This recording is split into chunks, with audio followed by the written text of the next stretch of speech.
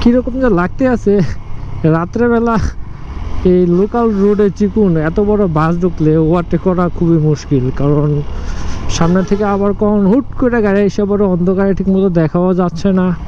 কী যে একটা প্যারা, কতক্ষণ এই বাসের পিছন পিছন থাকা লাগে, খুবই একটা প্যারা। আমি আছি শুধু একটা চান্সের আশায়, কখন যে একটা চান্স পাবো এটারে ওভারটেক করার, সে অপেক্ষাতে বসে আছি আমি। 5 মিনিট যাব এটার পিছন পিছন আছি, আরও কতক্ষণ থাকা লাগে আল্লাহ জানে। কারণ আমি রাত্রেবেলা রিস্ক নিতে চাচ্ছি না, যার যে কোনো স্পেস নাই ডান পাশে যে আমি যে ওভারটেক করব। যদি ওভারটেক করতে যে রিস্ক নেই তাহলে আবার কখন অঘটন ঘটে যায় বলা যায় না। আগে যাওয়ার থেকে একটু পরে যাওয়া অনেক ভালো, কারণ দুর্ঘটনা বলে আসে না, কখন দুর্ঘটনা ঘটে যায়। এই যে ডান পাশ থেকে তো গাড়ি আসবেই, একটা না একটা মাস্ট আসবেই, যে কোনো হয়তো বড় গাড়ি না হইলেও ছোট অটো রিক্সা এগুলো আসবেই।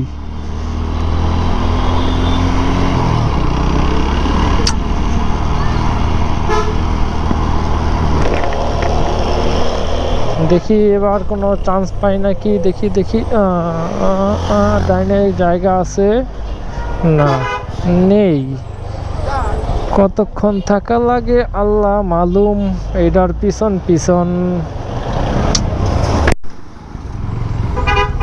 জায়গাও নাই যে আমি যে যাব। ডাইনে বামে কোনো জায়গা নেই, পাওয়া যায় ওদিক দিয়ে ওই দোকানের শাটারের নিচ দিয়ে যাওয়া যায়, কিন্তু এটা তো করা ঠিক হবে না। দেখি এবার একটু চান্স পাই নাকি।